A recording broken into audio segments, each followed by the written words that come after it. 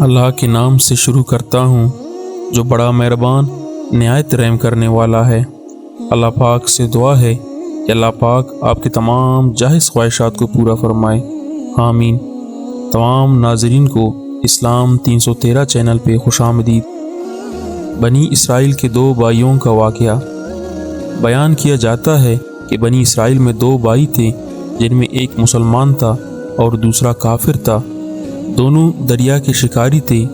کافر بت کو سجدہ کرتا تھا، مگر جب مچھلیوں کے لیے جال تیار کرتا تو اس میں ڈھیروں مچھلیاں آ جاتے کہ اس کو کھینچنا بھی اس کے لیے مشکل ہو جاتا، مگر مسلمان کے جال میں صرف ایک ہی مچھلی آتی تھی اور اسی پر صبر کے ساتھ خدا کا شکر ادا کرتا تھا۔ اتفاقاً ایک روز اس مسلمان کی بیوی اپنے مکان کی چھت پر گئی تو اس کی نظر کافر کی بیوی پر پڑی جو زیور اور بہترین لباس سے آراستہ تھی۔ یہ دیکھ کر اس مسلمان کی بیوی کے دل میں وسوسہ پیدا ہوا کہ کاش میں بھی ایسی ہی ہوتی۔ تو کافر کی بیوی بولی، تو اپنے شوہر کو اس پر آمادہ کر لے، وہ بھی میرے شوہر کے معبود یعنی بت کی عبادت کیا کرے تاکہ تو بھی میری طرح مالدار ہو جائے۔ یہ سن کر مسلمان بھائی کی بیوی کچھ غمزدہ سی ہو کر نیچے آئی، اور جب اس کا شوہر گھر آیا تو اس نے بیوی کا حال متغیر دیکھ کر دریافت کیا، آخر کیا بات ہے جس سے تو اس قدر غمزدہ معلوم ہوتی ہے؟ وہ کہنے لگی، بس میاں، یا تو تم مجھے طلاق دے دو یا اپنے بھائی کے معبود کی عبادت شروع کر دو۔ یہ سن کر اس کے شوہر نے کہا، خدا کی بندی، تو خدا سے نہیں ڈرتی؟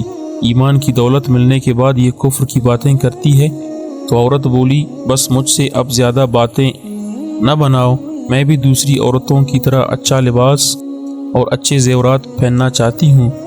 جب اس مرد مومن نے دیکھا کہ یہ عورت ضد پر اتر آئی ہے اور اس کا اصرار حد سے بڑھ چکا ہے تو اس نے عورت کو تسلی دی، کہا، اچھا، گھبرانے کی ضرورت نہیں ہے، میں کل سے کاریگروں اور مزدوروں میں جا کر محنت کر کے تجھے روزانہ 2 درہم دیتا رہوں گا، تو اس سے اپنی حالت درست کر لینا۔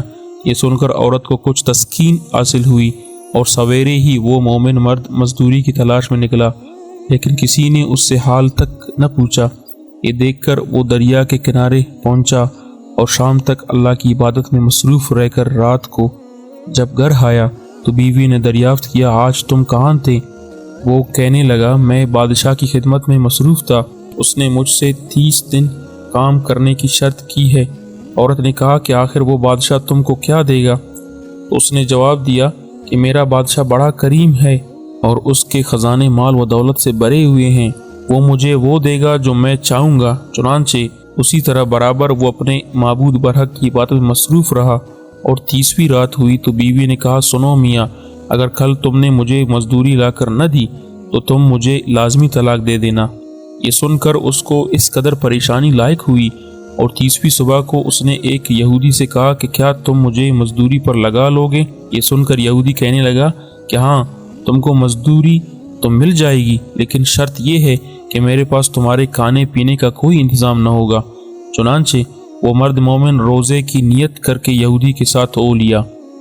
اللہ تعالیٰ کے حکم سے ایک فرشتہ 29 اشرفیاں ایک نورانی طباق میں لے کر اس کے بیوی کے پاس پہنچا اور کہنے لگا، میں بادشاہ کا قاصد ہوں، اس نے یہ اشرفیاں لے کر مجھ کو تیرے پاس بھیجا ہے اور فرمایا ہے کہ تیرا شوہر ہمارے پاس کام میں تھا، ہم نے اس کو نہ چھوڑا یہاں تک کہ اسی نے ہم کو چھوڑ دیا اور یہودی کے پاس چلا گیا۔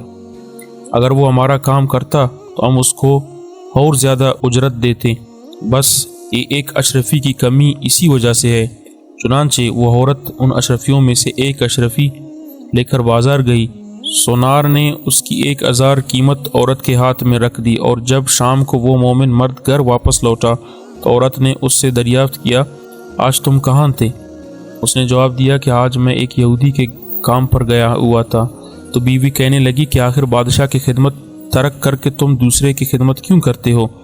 پھر اس کو اشرفیوں کا واقعہ سنایا، جس کو سن کر وہ مرد مومن روتے روتے بے ہوش ہو گیا، اور جب اس کو ہوش آیا تو بیوی سے کہنے لگا، افسوس کہ میں بادشاہ دو جہاں کی خدمت کا حق اپنے اوپر لازم نہ کیا۔ اس کے بعد اس شخص نے عورت کو چھوڑ دیا اور پہاڑوں پر چلا گیا۔ جہاں خدا کی بات میں مصروف رہ کر اس کا انتقال ہو گیا۔ اللہ تعالیٰ اس پر اپنا رحم فرمائے، آمین۔